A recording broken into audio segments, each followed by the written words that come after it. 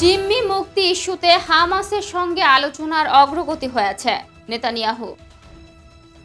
জিম্মি মুক্তি ইস্যুতে হামাসের সাথে আলোচনায় উল্লেখযোগ্য অগ্রগতি হয়েছে বলে জানিয়েছেন ইসরায়েলি প্রধানমন্ত্রী বেনিয়ামিন নেতানিয়াহু। সোমবার 23 ডিসেম্বর ইসরায়েলি পার্লামেন্ট নেসেটে দাবি করেন তিনি। নেতানিয়াহুর দাবি, আইডিএফের সামরিক চাপের মুখে নিজেদের শর্ত শিথিল করতে বাধ্য হয়েছে হামাস। চুক্তিতে ইসরায়েলি স্বার্থই নিশ্চিত হবে, আর সে লক্ষ্যে নিরলস কাজ করে যাচ্ছে প্রশাসন। কিন্তু কবে নাগাদ চূড়ান্ত হতে পারে চুক্তি, সে বিষয়ে নিশ্চিত নন ইসরায়েলের প্রধানমন্ত্রী। তিনি বলেন, জিম্মিদের ঘরে ফিরে আনার চেষ্টা চালিয়ে যাচ্ছি আমরা। অগ্রগতি হচ্ছে। ইসরায়েলি নাগরিকদের নিজ আবাসে ফেরত না আনা পর্যন্ত নিরলস কাজ করে যাবে প্রশাসন। দর্শক, এই ছিল এখনকার মতো। পরবর্তী সংবাদ দেখার আহ্বান জানিয়ে এখানেই শেষ করছি। ধন্যবাদ সবাইকে।